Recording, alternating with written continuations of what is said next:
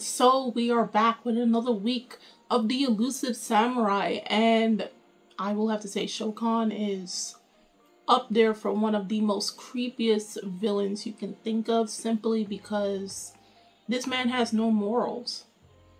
He has none. And that makes him very terrifying. Very. Okay, and now he's stuck in a room with Tokiyuki. But the surprising thing is, the episode last week, episode 8, left us on a cliffhanger because this man has a deep cut wound on his wrist. And even he's perplexed on how he got that wound. So without further ado, let's get into the Elusive Samurai, episode 9.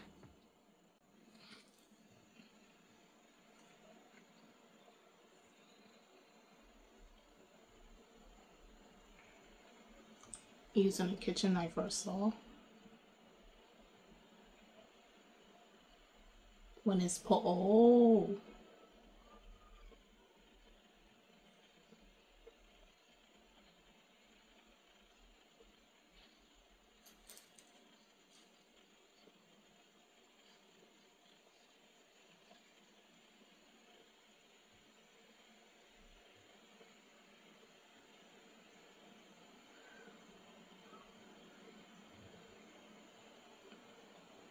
So it's like you're cutting meat.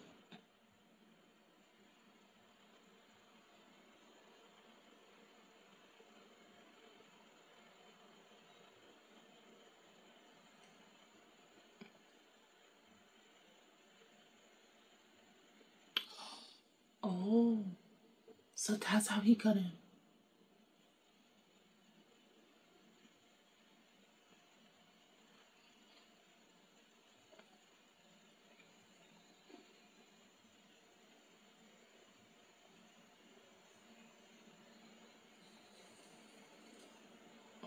Oh.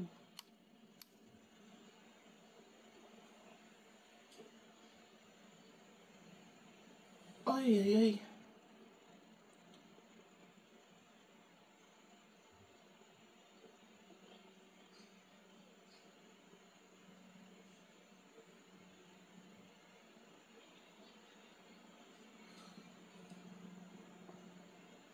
Oh God.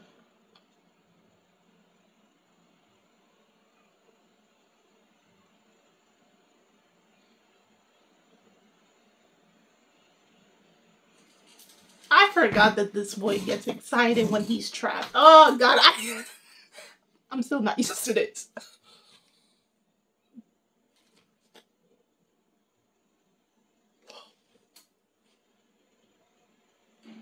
Ooh, ooh.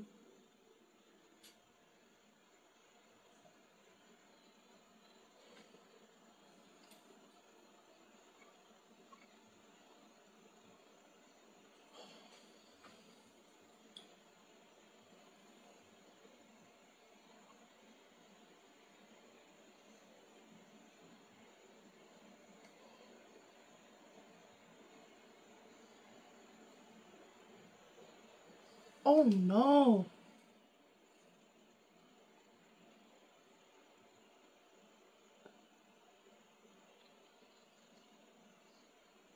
Oh God.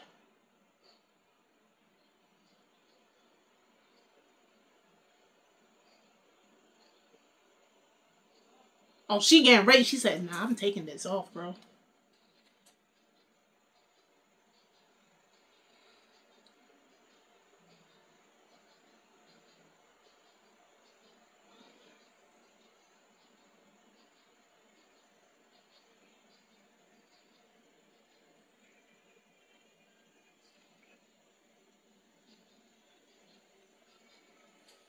You mess with the wrong two.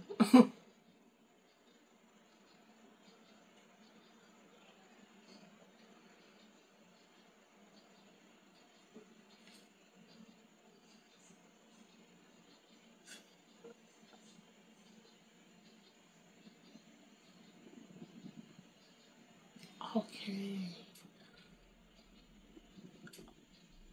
I think that's something to...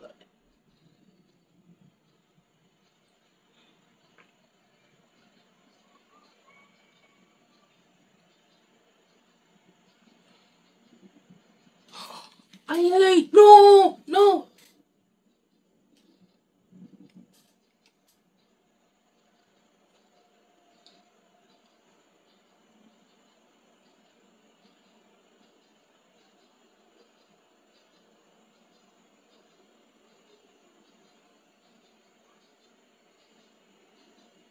She's literally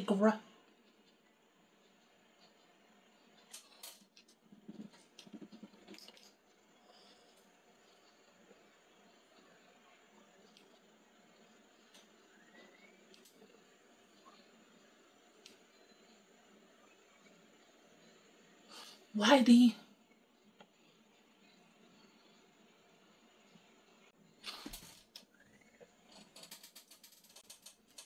like a freaking oh my god.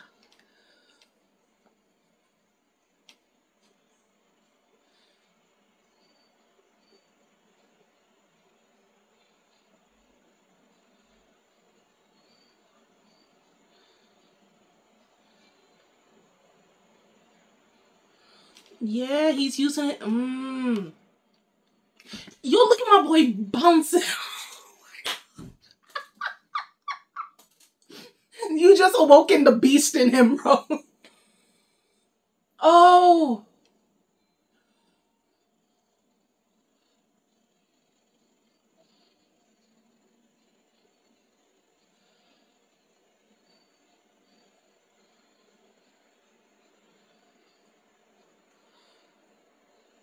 I am dodging the blood. What is that?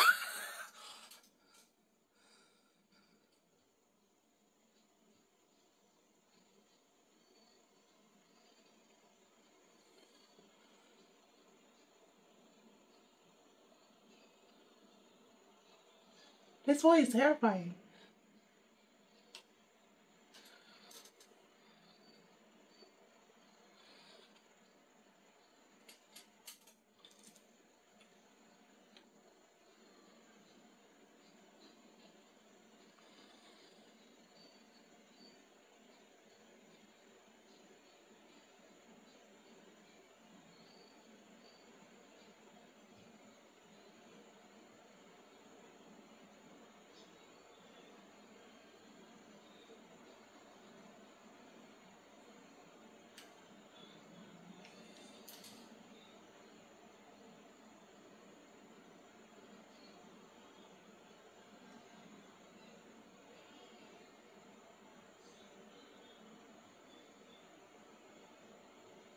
Okay.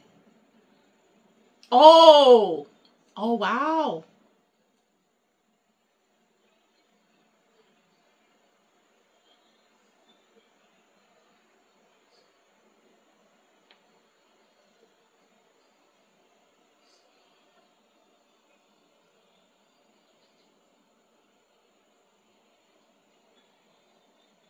Straight.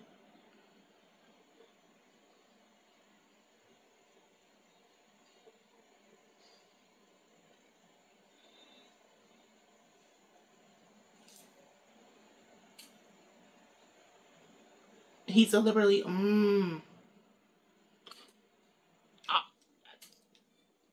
yeah, I hit him in the jewels, yeah.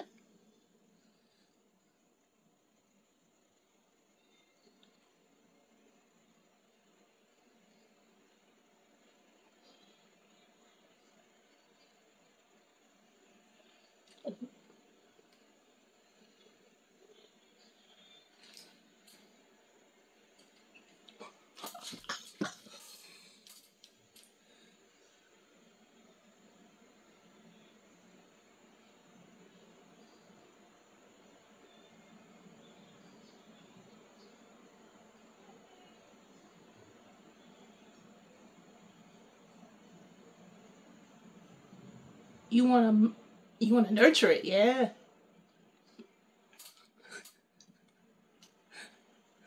Why are you talking like you've been through so much?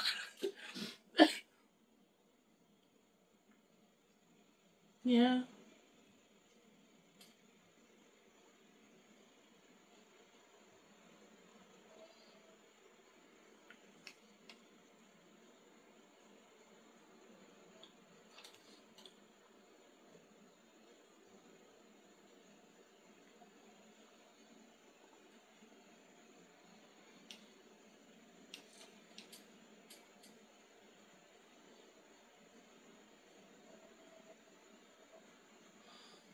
This boy is enjoying himself. Look at this man.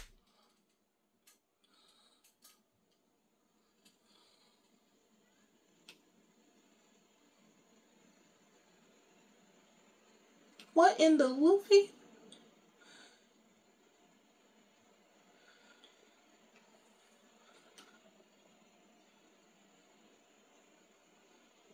Right.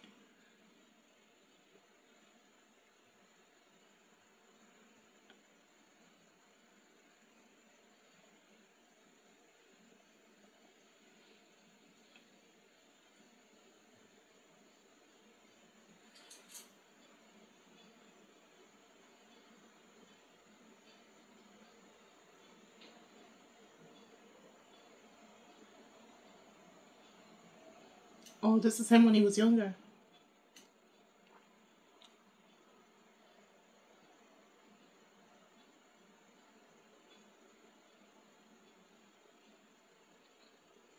Mm. That's why he pillages, because he couldn't get nothing for himself. Okay. He felt like he was robbed. So he takes from others.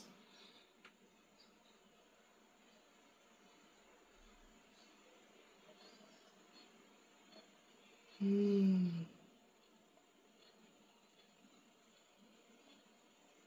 Why he looked like Jiraiya from Gintama. Mm.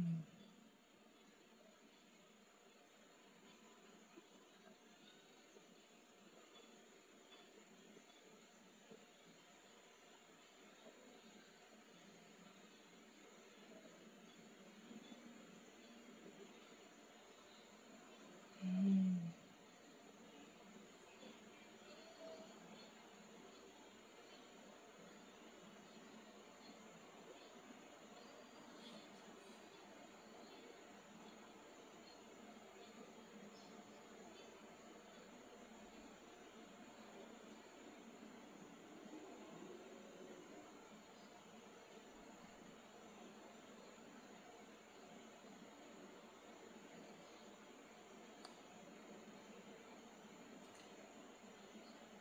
Who's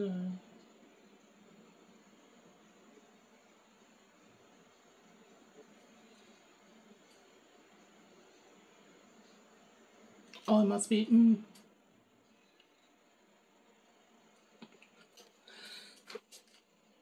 This boy is insane. Legitimately, this boy is insane. Why are you smiling with blood all over you? Like, this is Buddha.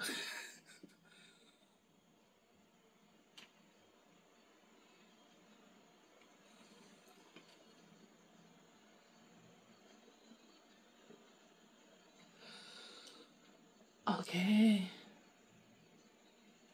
Okay.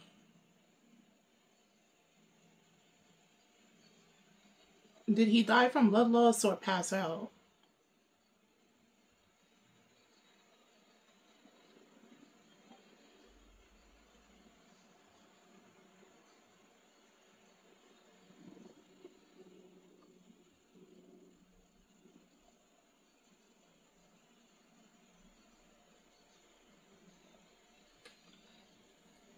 Oh God. And he's eating.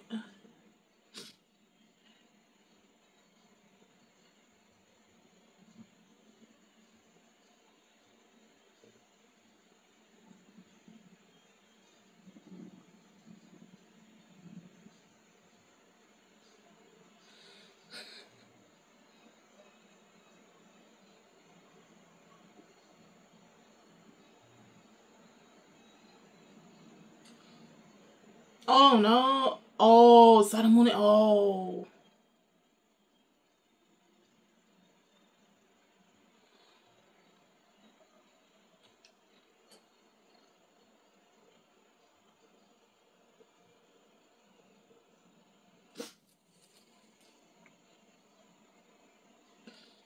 Oh my God.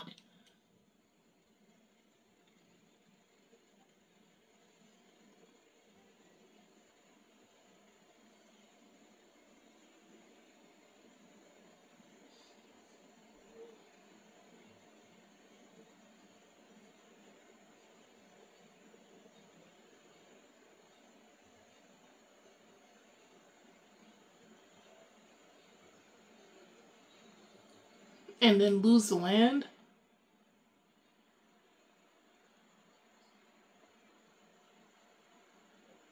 Oh, okay.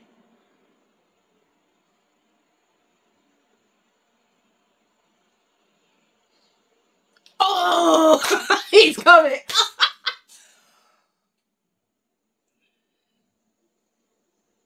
Yeah, leave. Leave.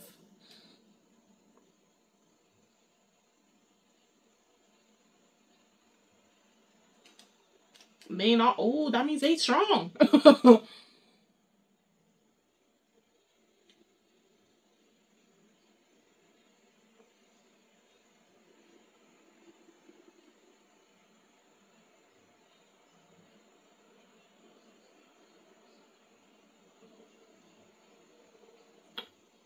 That's the sun. What?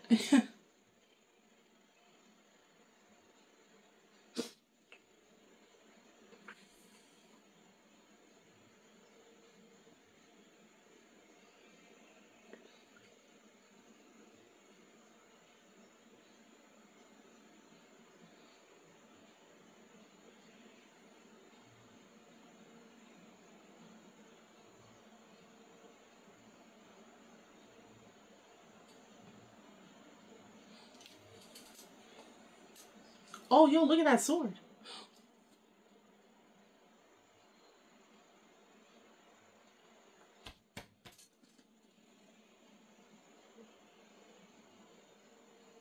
Because of him losing his ability to see the future, that's why. Oh, he's alive. Oh, he just passed out.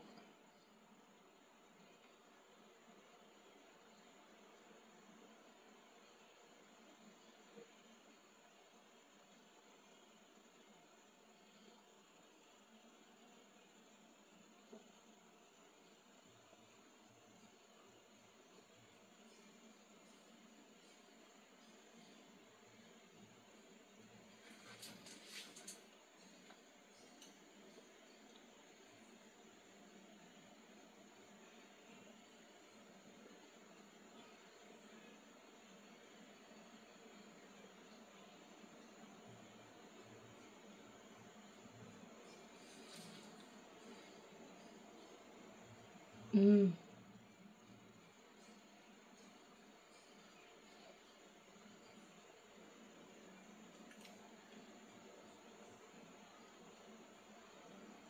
I don't know if he's gonna do that though.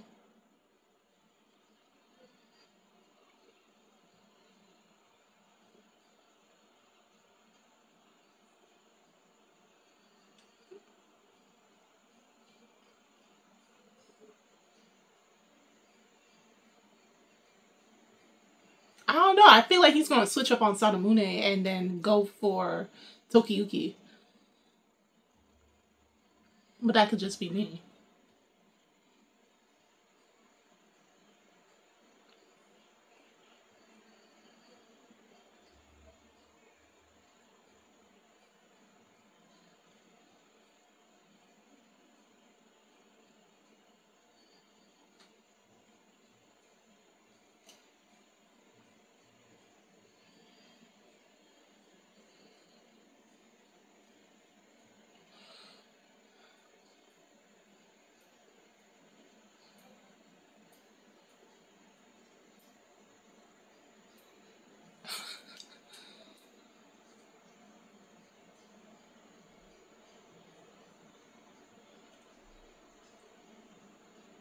Will you keep getting rice from my guy?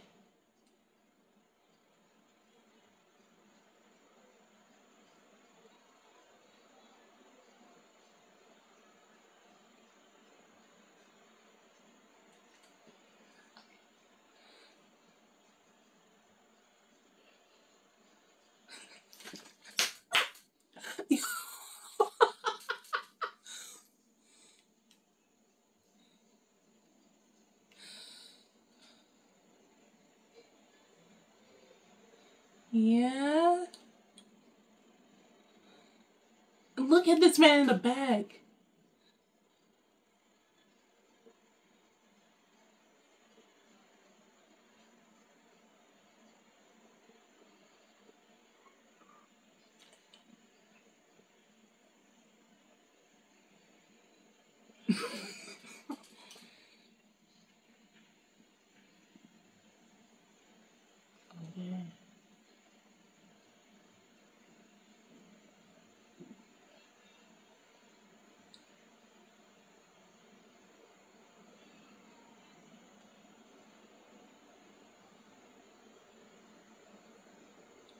All right.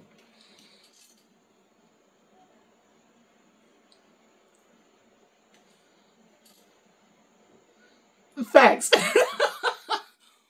This dude is just a glue.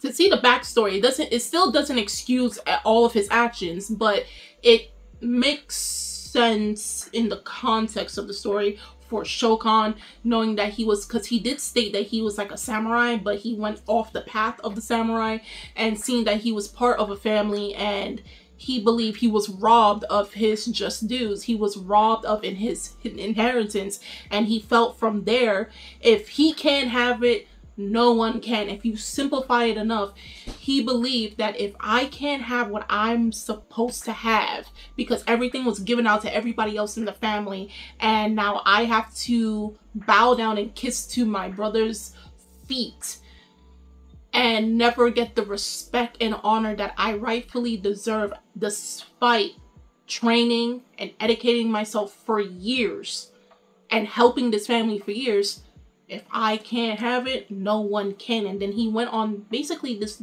debauchery path, immoral path, to take everything, but at the same time, this led him to feel very hollow and extremely empty. There was no purpose in what he was doing. And this fight where I end up sometimes forgetting that Tokiyuki literally gets excited when his back is against the wall. It's just like, you awaken a monster in this child, right? At first, he'll go into battle feeling worried and seeing how can he get out of it because his life is on the line. But like, something just instantly clicks in his head, and he's like, yeah, I love the chase. And like, that entire fight, like, I knew it was going to be a problem once he cut the wrists, because one, that's your artery line and all that. You can still lose a lot of blood from there. It doesn't matter how shallow, if it's not treated, especially with the arteries and the veins, very critical point. And seeing that Tokiyuki even invading blood. And I love how they took the artistic style and the liberties to show that even though Tokiyuki is not as fast, they demonstrated that, like, no matter what Shokan was throwing at him, it's like, it can't touch. This boy was moving, looking like Gear 5 Joy Boy Luffy mixed with a little Sonic on the side in a confined space. And I think Tokiyuki is even more dangerous when you confine it. It's basically like a wild animal and you set it free. Well, not necessarily, but it's no longer chained up, but it's still in a box, and you're in the box with that wild animal. That's Tokiyuki. When he's out in the wild and everything, aka outside, probably you can corner him, but at the same time, he has the environment to his advantage. So as long as you don't get this boy to awaken and get excited in the midst of battle, I think you might do okay against Tokiyuki, okay? And now with the fight with Fubuki and the other guy, who at the end of the day, again, no morals or anything. At the same time, he feels like, I will hide my presence. That's how you have people that backstab you. They'll be your friends. They'll laugh and joke and, you know, all that stuff with you, but at the same time, they're plotting behind you. He was going to eventually, if this did not happen, was eventually going to backstab Shokan. He should have known that Shokan would probably done something to him. Like, Shokan knows the business. And Fubuki realizes that, you know, you're boring at the end of the day. The things that you do, your swordsmanship, there's no class. There's nothing exciting. There's nothing that makes it stand out amongst the other. And because of that, clip, head, well, probably the head did fly off. I don't know. I didn't see the head fly off. But he's like, because when you think about Fubuki is always thinking of the next step ahead. Not only that, he is so open to so many ideas. He's so fluid in his way of thinking that it influences his style and strategic thinking, okay? So he's never really stagnant in the way he does stuff, you know? And then to see someone who is only thinking such a way and going by that way, never thinking of like what another outcome can be, you're essentially just, you're not even worth his time. You're a waste of space, a waste of breath. And so he took him out, and I think that was so disrespectful. Mind you, in the entire group of the Elusive warriors, that's what they are, the Elusive warriors. He is the oldest. I don't know who's the second oldest. It was really touching to see Yorishige. At times he's like a older, annoying brother, but this particular moment, because remember as he stated, I think it was last episode, the episode before, where he stated, yeah, the episode before, episode 7, where he stated that there are times where he loses his abilities to see prophecies and see into the future. So I know this moment was particularly extremely worrying for him, because he could not see the outcome of what could happen to all the kids. So for him to hug Tokiyuki, it looked like a worried father, you know, because if you think about it, like Tokiyuki, his own dad was just being used by everybody else. He was mentally gone, you know. So for Tokiyuki to have that type of hug from an older adult who cares for him, yes, he's building him up to eventually fight off against, you know, again, I can't remember his name, but I bet you by the time I'm finished this video, I'm going to remember his name. That's just me. It felt like very much a worried, caring father for his child, and it was very touching. And then he went back to his same shenanigans. So nonetheless, this episode with Shokan, I have two feelings or two theories going on it. It's either he stays with Sadamune, but he changed his perspective. He changed from being a pillager, and he's going to no longer harm people for his own pleasures. And he's going to follow by the path, truly by this time, follow by the path of Buddha, or while still following the path of Buddha, he betrays Sadamune and joins Tokiyuki and the crew. But that's just my theory. But if you read the manga, of course, no spoilers, but do tell in the comment below how you felt about this episode versus the chapters that adapted. If you're anime only, how do you feel overall about this episode? Some of your favorite moments, and what do you think is going to happen within the next 3 last episodes of this season? Do you think it's also going to have the potential of getting a season 2? Please do drop that in the comments below. All the links are in the description box for you guys to go check out, and full video will be on my Patreon. And the support is always, always appreciated from you guys. And I'm Kimi-chan, and I'll see you guys later. Bye!